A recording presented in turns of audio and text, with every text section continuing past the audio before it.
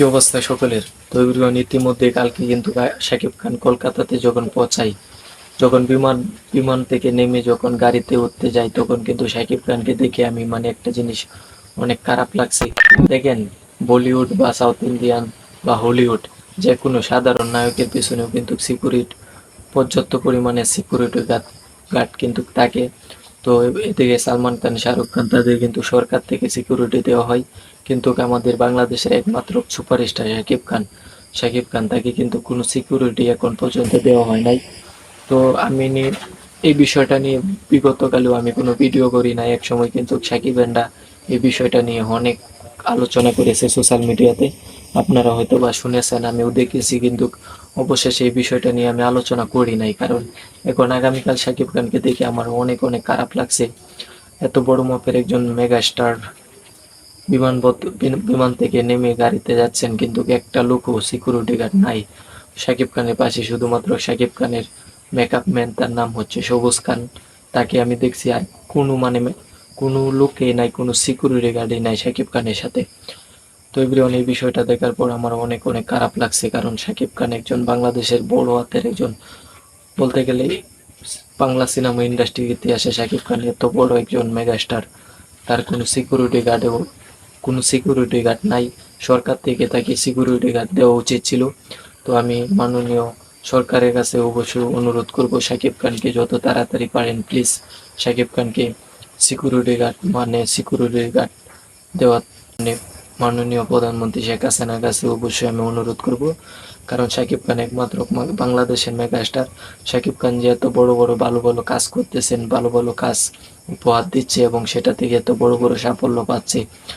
কিছুদিন আগে একজন বুড়া লোক কিন্তু এই কথাটা নিয়ে অনেক কথা বলছে, সাকিব খানকে হুঁশিয়ার করছে, আপনারা শুনেছেন। সেই ভিডিওটা আমি আর আপনাদেরকে শোনাতে চাই না, বাট একটু ইঙ্গিত দিয়ে আপনাদেরকে বুঝিয়ে দিতে চাই। সেই মুরব্বী আসলে ঠিক কথাটাই বলেছেন। সাকিব খানের বর্তমানে কিন্তু সাকিব খানের শত্রুর অভাব নাই, কারণ সাকিব খান একজন মেগাস্টার। তার যখন এত বড় বড় সাফল্য আসবে, তখন কিন্তু চারিদিক দিয়ে সকল শত্রুরা কিন্তু চারিদিক দিয়ে সাকিব খানের উপর আঘাত করতে চাইবে। তো এভরিওয়ান, ইঙ্গিতে আপনাদেরকে বোঝাতে চাই, এত কথা বলতে চাই না এই বিষয়টা নিয়ে। তো মাননীয় প্রধানমন্ত্রী শেখ হাসিনার কাছে আবারও বিনীতভাবে অনুরোধ করছি সাকিব খানকে পর্যাপ্ত পরিমাণে সিকিউরিটি গার্ড দেওয়ার জন্য সরকার থেকে। তো এভরিওয়ান, তারপর একটা বিষয় আছে, সেটা হচ্ছে বাংলা সিনেমা বা বাংলাদেশের হিরো, সেটা ইন্টারন্যাশনাল মার্কেটে বা ইন্ডিয়াতে বা বড় বড় কান্ট্রিতে ভালো কোনো ইন্ডাস্ট্রিতে কোনো মান এবং সম্মান পায় না। বেসিক্যালি কলকাতাতেও পর্যাপ্ত পরিমাণে সম্মান কিন্তু বাংলা সিনেমা কখনো পায় না। এর একটাই কারণ, বাংলা ইন্ডাস্ট্রি অনেক ছোট, বাংলা সিনেমার মান কম।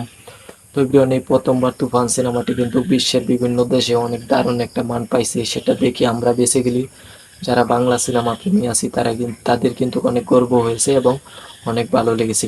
বেসিক্যালি কলকাতাতে দেখেন, শাকিব খানের তুফান সিনেমাটা কলকাতাতে কত প্রচারণা হয়েছে। এর আগে আপনি বাংলা এবং কলকাতার কোনো সিনেমা কি দেখছেন? এত পরিমাণ প্রচারণা হয়েছে কলকাতাতে হয় নাই। তো এভরিওয়ান, এটা দেখার পর কিন্তু আমার কাছে বেসিক্যালি অনেক দারুণ লাগছে। এতদিন শুধুমাত্র একটা কষ্ট বুকের ভিতর চাপ চেপে রেখেছিলাম, কিন্তু রাখছিলাম, সেটা হচ্ছে বাংলা সিনেমা এবং বাংলা সিনেমা সুপারস্টার, বাংলা সিনেমার নায়ক বাইরের কোনো কান্ট্রিতে ইন্ডাস্ট্রিতে এরকম মান পান না এবং সম্মানও পান না। বাংলা সিনেমাও এরকম সম্মান পান না, কিন্তু তুফান দিয়ে এটা কিন্তু সম্ভব হয়েছে। তো তুফান সিনেমা দিয়ে এরকম এরকম কাজ, এরকম রেকর্ড তৈরি করেছেন এই তুফান সিনেমাটি, যেটা বাংলাদেশের ইন্ডাস্ট্রি, বাংলা সিনেমা প্রেমীরা আজীবন মনে রাখবেন। কারণ তুফান সিনেমাটি দিয়ে কিন্তু বিশ্বের বুকে একটা জায়গা হয়েছে বাংলা ইন্ডাস্ট্রি এবং বাংলা সিনেমার। তুফান সিনেমা দিয়ে কিন্তু আরো এক ধাপ এগিয়ে গেছেন বাংলা ইন্ডাস্ট্রি।